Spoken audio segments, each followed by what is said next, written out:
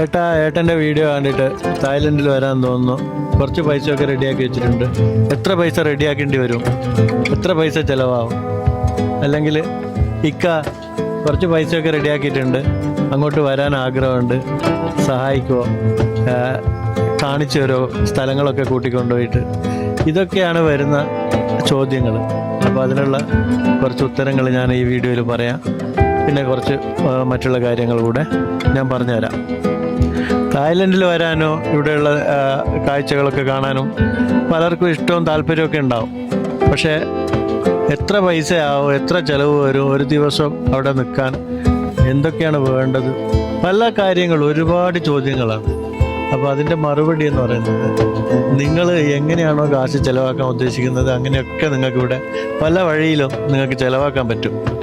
പക്ഷേ ഇതൊന്നും ചിലവാക്കണ്ടെന്ന് വിചാരിച്ചു കഴിഞ്ഞാൽ നിങ്ങൾ ടിക്കറ്റ് എടുത്ത് വരിക, ഇവിടെ ഒരു ഹോസ്റ്റൽ റൂം ബുക്ക് ചെയ്യുക, ഹോസ്റ്റലിൽ ഒരു ബെഡ് ബുക്ക് ചെയ്യുക, എന്നിട്ട് 4-5 ദിവസം ഉള്ള പൈസ കൊണ്ട് ജീവിക്കുക, എന്നിട്ട് തിരിച്ചു പോവുക. എന്തായാലും വരുമ്പോൾ റിട്ടേൺ ടിക്കറ്റ് എടുത്തിട്ടാണല്ലോ വരിക. അപ്പോൾ അങ്ങനെ ഏറ്റവും മിനിമം ആയിട്ടുള്ള ഒരു തുക ഞാൻ പറയുകയാണെങ്കിൽ 5000 രൂപ, ഇന്ത്യൻ രൂപ നിങ്ങളുടെ കയ്യിൽ ഉണ്ടെങ്കിൽ ഒരു ദിവസം നിങ്ങൾക്കിവിടെ ഭക്ഷണവും റൂമും ഒക്കെ കഴിഞ്ഞു പോകാൻ പറ്റും. പിന്നെ നിങ്ങൾക്ക് മസാജും മറ്റു കള്ളും പെണ്ണും ഒക്കെ കഞ്ചാവും ഒക്കെ വേണമെന്നുണ്ടെങ്കിൽ അതിനൊക്കെ നിങ്ങൾ അഡീഷണൽ ആയിട്ടുള്ള പൈസ വേറെ കൊണ്ടുവരണം കേട്ടോ. ഞാൻ പറഞ്ഞതെന്ന് പറഞ്ഞിട്ട് വെറും 5000 രൂപയും കൊണ്ടുവന്നിട്ട് നിങ്ങൾ ഇവിടുന്ന് ബുദ്ധിമുട്ടാൻ പാടില്ല. പക്ഷേ നിങ്ങൾ 5 ദിവസം ഇവിടെ നിൽക്കുകയാണെങ്കിൽ ഇന്ത്യൻ മണി ഒരു 25,000 രൂപ ഉണ്ടെങ്കിൽ നിങ്ങൾക്ക് ഇവിടെ 5 ദിവസം താമസിച്ചിട്ട് തിരിച്ചു പോകാം. റിട്ടേൺ ടിക്കറ്റ് നിങ്ങൾ വേറെ എടുക്കണം കേട്ടോ. അതാണ് അതിൻ്റെ മിനിമം ഒരു കണക്ക് എന്ന് പറയുന്നത്. നിങ്ങൾ എങ്ങനെ ചിലവാക്കുന്നോ അത് നിങ്ങളുടെ രീതി അനുസരിച്ചിരിക്കും. നിങ്ങൾക്ക് നല്ല ഫുഡൊക്കെ കഴിക്കണമെന്നുണ്ടെങ്കിൽ വില കൂടും, നല്ല ലക്ഷറി ആയിട്ട് കഴിക്കണമെന്നുണ്ടെങ്കിൽ പൈസ കൂടും. താമസം അതേപോലെ ഹോസ്റ്റലൊന്നും വേണ്ട, സ്വന്തമായിട്ട് റൂമൊക്കെ വേണമെന്ന് പറയുമ്പോൾ അതിനൊക്കെ പൈസ കൂടും. അതും കൂടെ കണക്കാക്കിയിട്ട് വരിക. അറബിക് ഫുഡ് കഴിക്കണമെന്നുള്ള ഒരു തോന്നലുണ്ടായിരുന്നു. അങ്ങനെ അറബിക് ഫുഡ് കഴിക്കാൻ വേണ്ടി വന്നതാണ്. പക്ഷേ ഇവിടെ കൂടുതൽ വെറൈറ്റീസ് ഒന്നുമില്ല. തൽക്കാലം കുറച്ച് ഇവിടെ ഉള്ള സാധനങ്ങൾ വെച്ചിട്ട് അമ്മൂസും കുബൂസും ഫലാഫിലൊക്കെ വെച്ചിട്ട് അഡ്ജസ്റ്റ് ചെയ്യാണ്. അപ്പോൾ വീണ്ടും നമുക്ക് വിഷയത്തിലേക്ക് തന്നെ വരാം. ഫുഡൊക്കെ അവിടെ നിന്ന് കഴിക്കുകയും ചെയ്യാം, നമുക്ക് നമ്മളുടെ കാര്യങ്ങൾ പറയാമല്ലോ. കാര്യങ്ങൾ അറിഞ്ഞിരിക്കുക എന്നുള്ളതാണ് മുഖ്യമായിട്ടുള്ള വിഷയം. ഭക്ഷണമൊക്കെ നമുക്ക് എവിടെ നിന്ന് എന്തും കഴിക്കാം. ചെറിയ സാൻഡ്വിച്ചൊക്കെ വാങ്ങി കഴിച്ചാലേ ചെറിയ പൈസയാവുള്ളൂ. അതേപോലെ അറബിക് ഫുഡൊക്കെ കഴിക്കാൻ പോകുമ്പോൾ കുറച്ച് കൂടുതൽ പൈസയൊക്കെ ആവും. പക്ഷേ ഒരു വെറൈറ്റിക്ക് വേണ്ടി കഴിച്ചു നോക്കാം. എപ്പോഴും കഴിക്കാനും പറ്റില്ലല്ലോ.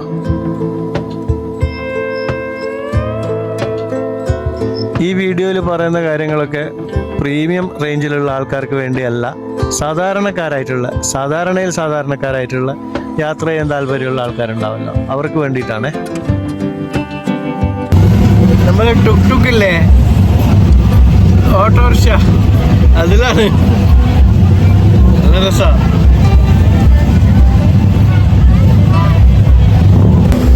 ഈ ടുക്ടുക്കിലൂടെ യാത്ര ചെയ്യാൻ നല്ല രസമാണ്, അടിപൊളി.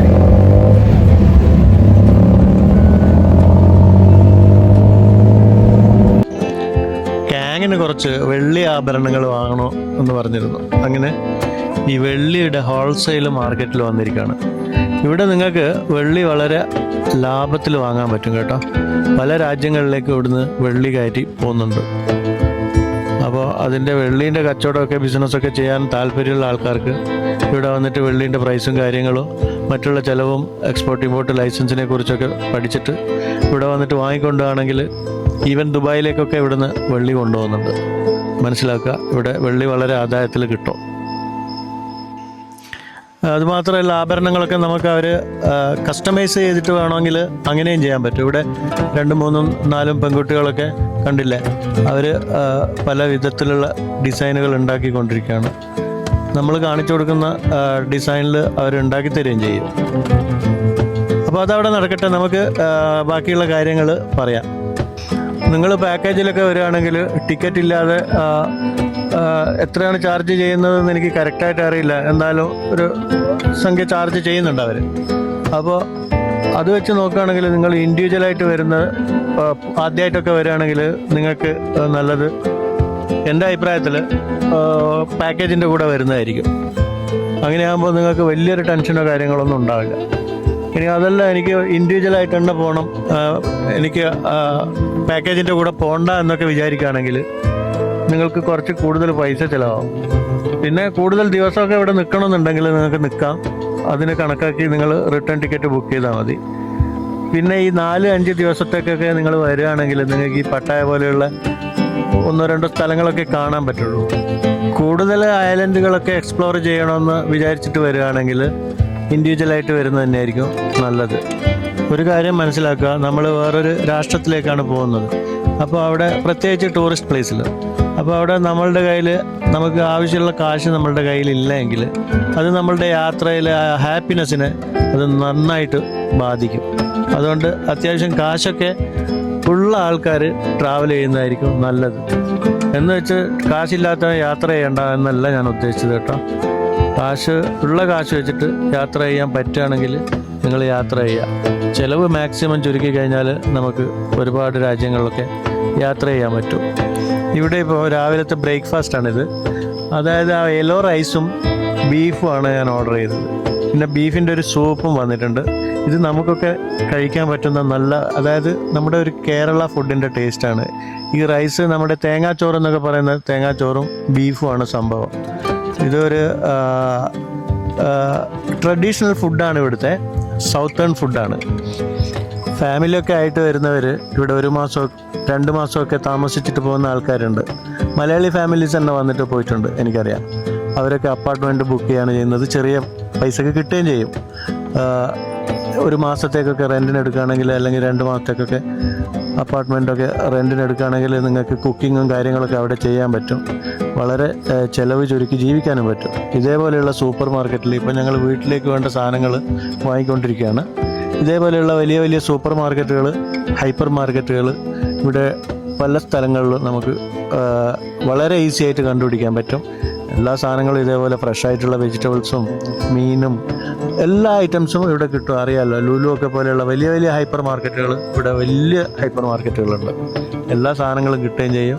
നമ്മുടെ നാട്ടിൽ കിട്ടുന്ന സ്പൈസസ്, ചില സ്പൈസസ് ഒന്നും ഇവിടെ കിട്ടില്ല, പക്ഷേ അത് ഇന്ത്യ മാർക്കറ്റിൽ കിട്ടും. അത് ഞാൻ പിന്നീട് ഒരു വീഡിയോ അതിനെക്കുറിച്ച് ഞാൻ ചെയ്യുകയും ചെയ്യുന്നതാണ്. അപ്പോൾ ഇതൊക്കെയാണ്. അപ്പോൾ ഫാമിലിയൊക്കെ ആയിട്ട് വരികയാണെങ്കിൽ നിങ്ങൾക്ക് സുഖമായിട്ട് ഇവിടെ ഇതേപോലെ അപ്പാർട്ട്മെൻറ്റിൽ താമസിച്ചിട്ട് തിരിച്ചു പോകാം. ഈ ഏകദേശം തായ്ലൻഡൊക്കെ എക്സ്പ്ലോർ ചെയ്യാനും പറ്റും. പക്ഷേ അങ്ങനെ ആകുമ്പോൾ നിങ്ങൾ മറ്റുള്ള ഐലൻഡുകളിലേക്കൊക്കെ പോകുമ്പോൾ നിങ്ങൾ അവിടെ ഹോട്ടൽ ബുക്ക് ചെയ്യേണ്ടി വരും. കാരണം പോയിട്ട് പെട്ടെന്ന് തിരിച്ചു വരാൻ പറ്റില്ലല്ലോ. അങ്ങനെയൊക്കെ ഉണ്ട്. അതിനെക്കുറിച്ചൊക്കെ കൂടുതൽ അറിയണമെന്നുണ്ടെങ്കിൽ എൻ്റെ വാട്സപ്പിൽ എനിക്ക് മെസ്സേജ് ചെയ്ത് കഴിഞ്ഞാൽ ഞാനതിന് റിപ്ലൈ ചെയ്യുന്നതായിരിക്കും. ഒരു കാര്യം കൂടെ പറയാം, എനിക്ക് വോയിസ് മെസ്സേജ് അയക്കുന്നതായിരിക്കും ബെറ്റർ. ഡയറക്റ്റ് കോൾ ചെയ്യുമ്പോൾ ചിലപ്പോൾ ഞാൻ എന്തെങ്കിലും തിരക്കിലാണെങ്കിൽ എനിക്കത് കോൾ അറ്റൻഡ് ചെയ്യാൻ പറ്റില്ല. പക്ഷേ ഞാൻ നിങ്ങളുടെ വോയിസ് മെസ്സേജ് കണ്ടു കഴിഞ്ഞാൽ ഞാൻ തീർച്ചയായും നിങ്ങൾക്ക് റിപ്ലൈ തരുന്നതായിരിക്കും.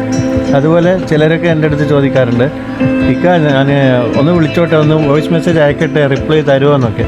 ഞാൻ തീർച്ചയായും റിപ്ലൈ തരും. പക്ഷേ ചില സമയങ്ങളിൽ കുറച്ച് ലേറ്റാവും എന്ന് മാത്രം. ഇന്ന് ഞങ്ങൾക്ക് ഇവിടെ ഒരു ഡിന്നർ പാർട്ടി ഉണ്ട്. ഞങ്ങൾ ഫ്രണ്ട്സ് എല്ലാവരും കൂടെ ഒത്തുചേരുന്ന, കുറച്ച് പേര് ഒത്തുചേരുന്ന ഒരു ഡിന്നർ പാർട്ടി അത് ഇടയ്ക്കൊക്കെ ഉണ്ടാകുന്നതാണ്. അപ്പോൾ അങ്ങനെയുള്ളൊരു പാർട്ടിയാണ് ഇപ്പോൾ ബാക്കിൽ നിങ്ങൾ കണ്ടുകൊണ്ടിരിക്കുന്നത്. നമുക്ക് വീണ്ടും നമ്മളുടെ വിഷയത്തിലേക്ക് തന്നെ വരാം. കഴിഞ്ഞ വീഡിയോയിൽ കുറച്ച് പേര് ചോദിച്ചിരുന്നു, ഈ കഞ്ചാവ് ഇവിടെ എങ്ങനെയാണ്, നമുക്ക് ഇങ്ങനെ പബ്ലിക്കായിട്ട് വലിച്ചു നടക്കാനൊക്കെ പറ്റുമോ, എന്തെങ്കിലും പ്രശ്നം ഉണ്ടാവുമോ പിന്നീട്? കഞ്ചാവ് നിങ്ങൾക്ക് വലിക്കാം, അവിടെ ലീഗലായിട്ടൊരു പ്രശ്നമില്ല. പക്ഷേ കഞ്ചാവ് വിൽക്കുന്നിടത്ത് തന്നെ നിങ്ങൾക്ക് അവിടെ ഇരുന്ന് വലിക്കാനുള്ള കഫേ പോലെയുള്ള സംവിധാനങ്ങളൊക്കെ ഇവിടെ ഒരുക്കിയിട്ടുണ്ട്.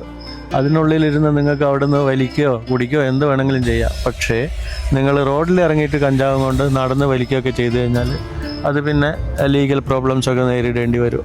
അത് പ്രത്യേകം മനസ്സിലാക്കുക. പിന്നെ ഈ കഞ്ചാവൊക്കെ നമ്മൾ വാങ്ങുന്നിടത്ത് തന്നെ പല റേറ്റിലും പല വിധത്തിലുള്ള കഞ്ചാവുകളും ഇവിടെ ഉണ്ട്.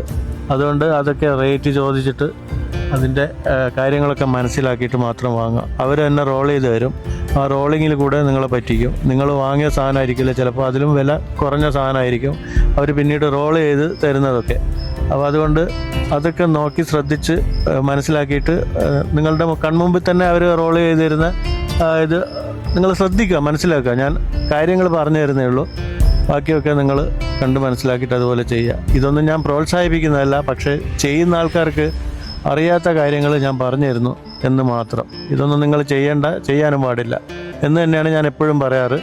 അതുപോലെ തന്നെ ഇപ്പോഴും പറയുന്നു. പക്ഷേ ചെയ്യുന്നതും ചെയ്യാതിരിക്കുന്നതൊക്കെ അവരവരുടെ ഇഷ്ടമാണ്. ഫിറോസ് ഖാൻ, ഞങ്ങൾ വന്നു കഴിഞ്ഞാൽ നിങ്ങൾ ഞങ്ങളുടെ കൂടെ നിൽക്കുമോ, ഞങ്ങളുടെ കൂടെ വരുമോ, കാണിച്ചു തരുമോ എന്നൊക്കെ ചോദിക്കുന്നവർക്കുള്ളൊരു മറുപടി, ഞാൻ അവൈലബിൾ ആണെങ്കിൽ കാണിച്ചു തരും. കാരണം ഞാൻ ചിലപ്പോഴൊക്കെ പല കാര്യങ്ങളിലും ബിസി ആയിരിക്കും, അല്ലെങ്കിൽ ഗസ്റ്റുകളൊക്കെ അടുത്ത സുഹൃത്തുക്കളൊക്കെ വരുമ്പോൾ അവരുടെ കൂടെ പോകും. അപ്പോൾ അങ്ങനെയൊക്കെ ആകുമ്പോൾ എനിക്ക് നിങ്ങളുടെ കൂടെ വരാൻ പറ്റിയെന്ന് വരില്ല. അങ്ങനെയാണെങ്കിൽ നിർബന്ധമായിട്ടോ ഞാൻ തന്നെ വരണം നിങ്ങളുടെ കൂടെ എന്നൊക്കെ പറയുന്ന ആൾക്ക് ഞാൻ കൊടുക്കുന്ന മറുപടി, നിങ്ങൾ എൻ്റെ അടുത്ത് ചോദിക്കുക ആദ്യം തന്നെ വാട്സപ്പിൽ മെസ്സേജ് അയച്ചിട്ട് പറ്റുമോ, സൗകര്യമുണ്ടോ, സമയം ഉണ്ടാവുമോ എന്നൊക്കെ. അപ്പോൾ ഞാൻ എൻ്റെ സമയം ഞാൻ നിങ്ങൾക്ക് പറഞ്ഞു തരുന്നതായിരിക്കും. ആ സമയം നോക്കിയിട്ട് നിങ്ങൾ ടിക്കറ്റ് ബുക്ക് ചെയ്യുകയാണെങ്കിൽ തീർച്ചയായും ഞാൻ നിങ്ങളുടെ കൂടെ വരുന്നതായിരിക്കും. ഇവിടുന്ന് ഗാർഡൻ പ്ലാന്റ്സുകൾ, നഴ്സറി ചെടികൾ, ഫ്രൂട്ടിൻ്റെയൊക്കെ തൈകൾ, ഇതൊക്കെ നാട്ടിലേക്ക് കൊണ്ടുപോകാൻ പറ്റുമെന്ന് പലരും എൻ്റെ അടുത്ത് ചോദിച്ചിട്ടുണ്ടായിരുന്നു. അവർക്കുള്ള മറുപടി, നിങ്ങൾക്ക് ഒരിക്കലും ഇത് ഫ്ലൈറ്റിൽ കൊണ്ടുപോകാൻ പറ്റില്ല. അതുകൊണ്ട് ഇവിടുന്ന് വാങ്ങുകയും ചെയ്യേണ്ട നിങ്ങൾ. അഥവാ ടൂറിസ്റ്റൊക്കെ ആയിട്ട് ഓൺ അറൈവൽ വിസയിലൊക്കെ വന്നിട്ട് തിരിച്ചു പോകുമ്പോൾ എവിടെയെങ്കിലും നഴ്സറിയിൽ നല്ല ചെടികളൊക്കെ കണ്ടു കഴിഞ്ഞാൽ വാങ്ങണ്ട. കാരണം നിങ്ങൾക്കത് ഫ്ലൈറ്റിൽ കൊണ്ടുപോകാൻ പറ്റില്ല. അതിന് ഇമ്പോർട്ട് ലൈസൻസ് ഇന്ത്യയിൽ ഫ്ലവേഴ്സും പ്ലാന്റ്സൊക്കെ ഇമ്പോർട്ട് ചെയ്യുന്ന അവർക്ക് തന്നെ അത് ഇമ്പോർട്ട് ചെയ്ത് കൊണ്ടുവരാൻ പറ്റുള്ളൂ.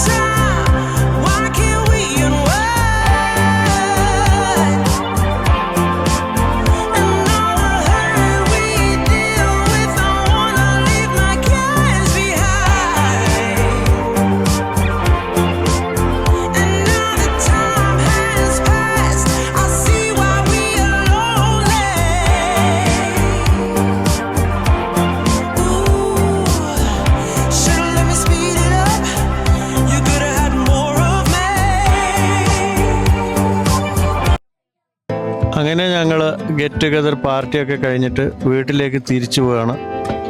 രാത്രി കുറച്ച് വൈകി, എങ്കിലും ട്രാഫിക് ഉണ്ടോ, ഇപ്പോഴും നല്ല ട്രാഫിക്കാണ് റോഡിലൊക്കെ.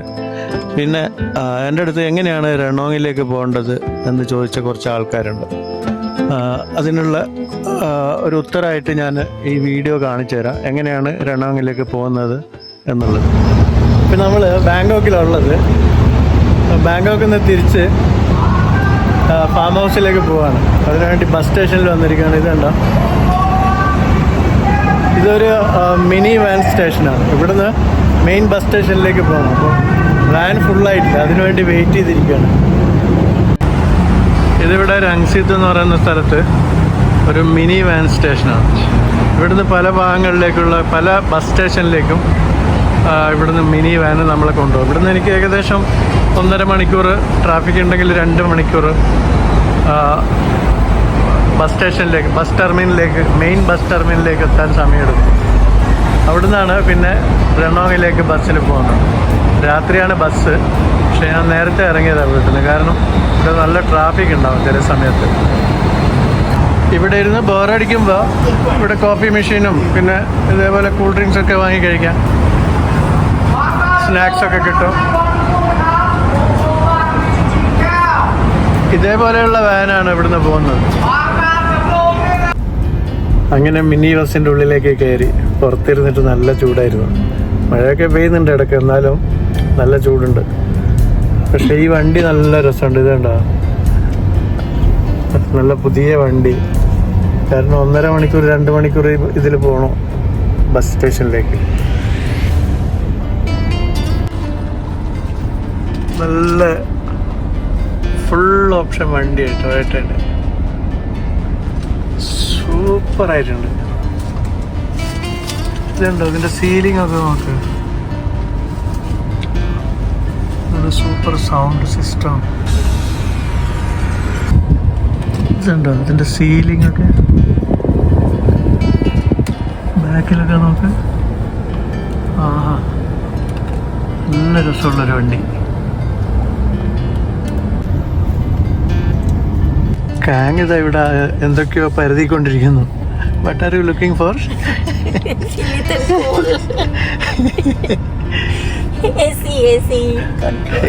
എസിക്ക് ഭയങ്കര തണുപ്പത്ര. നമ്മൾ രണോങ്ങിലേക്ക് പോകുമ്പോൾ നല്ല രസമുള്ള കുറേ കാഴ്ചകളുണ്ടാവും. പക്ഷെ രാത്രി ആയതുകൊണ്ട് എനിക്ക് വീഡിയോ ഷൂട്ട് ചെയ്യാൻ പറ്റില്ല. എന്നാലും പറ്റുന്നതൊക്കെ ഞാൻ കാണിച്ചു തരാം. ഓക്കെ, രണോങ്ങിലേക്ക് ബാങ്കോക്കിൽ നിന്നും ഫ്ലൈറ്റിൽ നമുക്ക് പോകാൻ പറ്റും കേട്ടോ. 1.5 മണിക്കൂർ സമയമാണ് അതിന് വേണ്ടി വരിക. ബസ്സിൽ പോവുകയാണെങ്കിൽ നമുക്ക് 10-11 മണിക്കൂർ സമയം ബസ്സിൽ തന്നെ ഇരിക്കേണ്ടി വരും. 10 മണിക്കൂർ മിനിമം ഇരിക്കേണ്ടി വരും. ബസ് സ്റ്റേഷനിലെത്തി.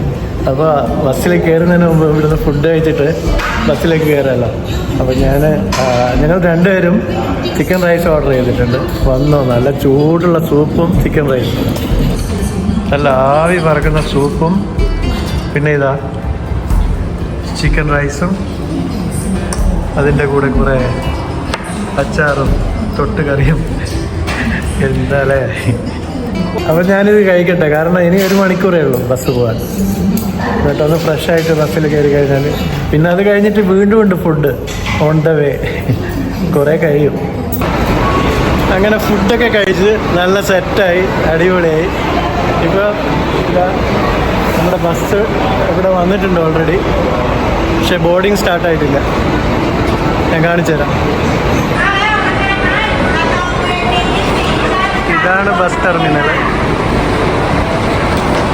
ഈ ബസ്സിലാണ് നമ്മൾ പോകുന്നത്. കണ്ടില്ലേ, ഈ VIP എന്ന് എഴുതിയ ബസ്സില്ലേ, ഇതാ ഇതിലാണ് നമ്മൾ പോകുന്നത്. ഓക്കെ, ബോർഡിങ് സ്റ്റാർട്ടായിട്ടുണ്ട്. ഓക്കെ,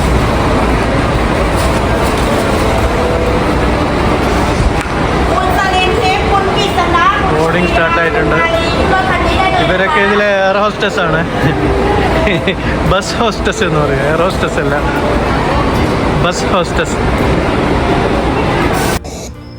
ബസ് നല്ല ലക്ഷറി ബസ് തന്നെയാണ്. ഇതിൽ നമുക്ക് കയറി വരുമ്പോൾ തന്നെ നമുക്കൊരു ജ്യൂസും പിന്നെ കുടിക്കാനുള്ള വെള്ളവും അതുകൂടാണ്ട് സ്നാക്സ് അതൊക്കെ നമ്മുടെ ടിക്കറ്റിൽ ഇൻക്ലൂഡഡ് ആണ്. ഇതാണ് ബസ്സിൻ്റെ ഉൾവശം. നല്ല തണുപ്പുള്ള AC ഒക്കെയാണ്. AC-ൻ്റെ ആവശ്യമില്ല രണോങ്ങിലേക്ക് പോകുമ്പോൾ ശരിക്കും. പക്ഷേ ഇപ്പോൾ പ്രത്യേകിച്ച്, കാരണം മഴക്കാലമാണ്, നല്ല മഴ പെയ്യുന്നുണ്ട് ഇടയ്ക്കൊക്കെ. രണോങ്ങിലെത്തുമ്പോൾ നല്ല തണുപ്പായിരിക്കും. പക്ഷേ ഈ ബസ്സിൽ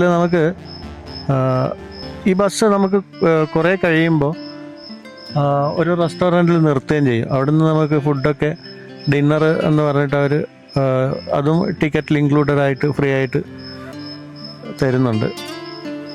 പിന്നെ പുതക്കാനുള്ള പുതപ്പൊക്കെ ഇതേപോലെ നല്ല ക്ലീനായിട്ട് അതും തരുന്നുണ്ട്.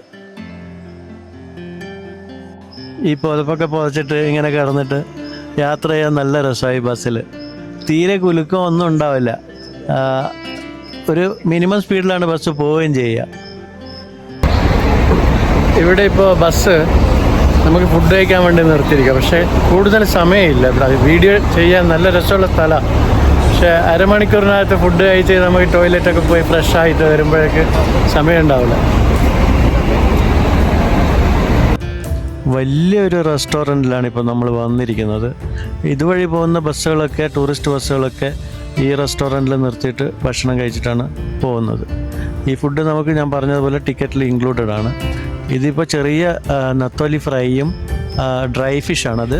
പിന്നെ എഗ്ഗിൻ്റെ ഒരു വെറൈറ്റി ബോയിൽഡ് എഗ്ഗ് ഉണ്ട്. പിന്നെ ഒരു വെജിറ്റബിളും. ഞാൻ എടുത്തിരിക്കുന്നത് നമ്മുടെ നല്ല കഞ്ഞിയാണ്. ഈ സമയത്ത് കുടിക്കാൻ പറ്റിയ സാധനം.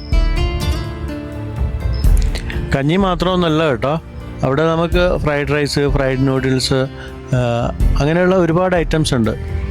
നമുക്കിഷ്ടമുള്ളത് എന്താണോ അത് വാങ്ങി കഴിക്കാം. ടിക്കറ്റ് കാണിച്ചു കൊടുത്താൽ മതി. പിന്നെ എക്സ്ട്രാ വേറെ എന്തെങ്കിലും ഐറ്റംസ് വേണമെങ്കിൽ നമ്മളതിന് വേറെ തന്നെ പേ ചെയ്യണം. വലിയ വിശാലമായൊരു പാർക്കിംഗ് സൗകര്യമുള്ള ഒരു വലിയ റെസ്റ്റോറൻ്റാണിത്. പിന്നെ ഈ പുക്കറ്റിലേക്കൊക്കെ പോകുന്ന, കറാബിയിലേക്കൊക്കെ പോകുന്ന ബസ്സുകളൊക്കെ ഇവിടെ നിർത്തിയിട്ട് തന്നെയാണ് പോകുന്നത്.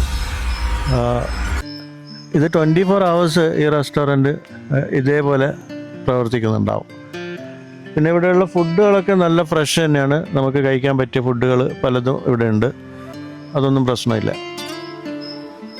ഇതേപോലെ ലക്ഷറി ബസ്സൊക്കെ ബുക്ക് ചെയ്യുമ്പോൾ നിങ്ങൾ അവരുടെ അടുത്ത് ചോദിക്കണം, ഇതിൽ ഫുഡ് ഇൻക്ലൂഡഡ് ആണോ അല്ലോ എന്നൊക്കെ. അത് ചോദിച്ച് മനസ്സിലാക്കുന്നത് നന്നായിരിക്കും. ഇപ്പം രാവിലെ 6 മണിയായി.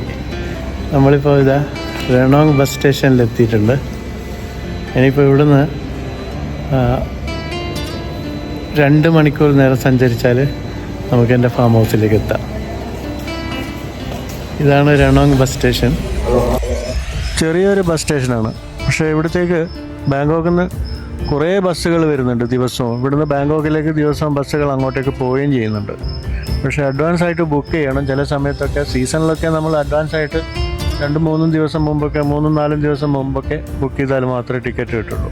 ടൂറിസ്റ്റുകൾ നന്നായിട്ട് വരുന്നുണ്ട് ഈ റെണോങ്ങിലേക്ക്. കാരണം ഞാൻ മുമ്പ് കാണിച്ച ഒരു ഐലൻഡ് ഇല്ലേ, കൊപ്പയാം, അവിടേക്കൊക്കെ പോകണമെങ്കിൽ ഈ റെണോങ്ങിൽ വരണം. ഈ റെണോങ്ങിൽ വന്നിട്ടാണ് പിന്നെ അവിടേക്കൊക്കെ പോകുന്നത്. ഇപ്പോൾ ഏകദേശം നേരം വെളുത്ത് വരാറായി. നമുക്ക് ഇവിടുന്ന് ഒരു മിനി വാനിലാണ് ഇനി എൻ്റെ ഫാം ഹൗസിലേക്ക് പോകേണ്ടത്. ഫാം ഹൗസ് വരെ ആ വണ്ടി പോയില്ല. മെയിൻ റോഡിൽ പോയി കഴിഞ്ഞാൽ നോങ് അവിടെ വണ്ടി എടുത്തിട്ട് വരാമെന്ന് പറഞ്ഞിട്ടുണ്ട്. കാരണം ഈ മഴയായതുകൊണ്ട് ഞാൻ നോങ്ങിൻ്റെ അടുത്ത് ബസ് സ്റ്റേഷനിലേക്ക് വരണ്ടെന്ന് പറഞ്ഞിരിക്കുകയാണ്. അതുകൊണ്ടാണ് മിനി വാൻ എടുത്തിട്ട് പോകുന്നത്. ഇത് കണ്ടോ, ബാങ്കോക്ക് റെണോങ് ബസ്. ഇതേപോലെ ദിവസവും കുറേ ബസ്സുകൾ ഇവിടത്തേക്ക് സർവീസ് നടത്തുന്നുണ്ട് ബാങ്കോക്കിൽ നിന്ന്. കൂടാണ്ട് ഫ്ലൈറ്റും ഉണ്ട്. ഫ്ലൈറ്റ് ദിവസം ഒരു സർവീസ് മാത്രമേ നടത്തുന്നുള്ളൂ. നിങ്ങൾക്ക് കൊച്ചിയിൽ നിന്ന് പുക്കറ്റിലേക്ക് ഫ്ലൈറ്റ് സർവീസ് ഉണ്ട്. അതിൽ വരികയാണെങ്കിൽ, നിങ്ങൾ പുക്കറ്റ് എയർപോർട്ടിലേക്ക് വരികയാണെങ്കിൽ പുക്കറ്റിൽ നിന്നും ഈ റെണോങ്ങിലേക്ക് 6 മണിക്കൂർ ബസ്സിൽ യാത്ര ചെയ്ത് കഴിഞ്ഞാൽ വരാൻ പറ്റും. ഇവിടെ വന്നു കഴിഞ്ഞാൽ പലരും എൻ്റെ അടുത്ത് ചോദിച്ചിട്ടുണ്ടായിരുന്നു മുമ്പ്, ആ കൊപ്പയാം ഐലൻഡിൻ്റെ വീഡിയോ ഒക്കെ ചെയ്ത സമയത്ത് അവിടെ എങ്ങനെ പോകാൻ പറ്റുമെന്നൊക്കെ. അവിടെ പോകണമെങ്കിൽ നിങ്ങൾ റെണോങ്ങിൽ വരണം. റെണോങ്ങിൽ വന്നിട്ട് ഇവിടുന്ന് പേരിലേക്ക് പോയിട്ട് അവിടുന്ന് ഫാസ്റ്റ് ബോട്ട് എടുത്തിട്ട് മറ്റുള്ള ഐലൻഡുകളിലേക്കൊക്കെ പോകാനൊക്കെ പറ്റും. ക്രാബി, പുക്കറ്റൊക്കെ ഈ റെണോങ്ങിൻ്റെ അടുത്താണെന്ന് ഞാൻ പറഞ്ഞല്ലോ. ഒരു വലിയ കുന്നിൻ്റെ ചെരുവിലാണ് ഈ ബസ് സ്റ്റേഷൻ സ്ഥിതി ചെയ്യുന്നത്.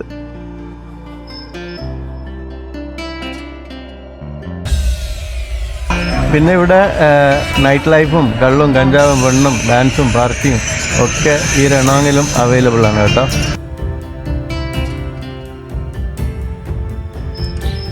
ഇതുപോലെയുള്ള വീഡിയോസുമായിട്ട് ഇനി ഞാൻ വീണ്ടും വരുന്നതായിരിക്കും.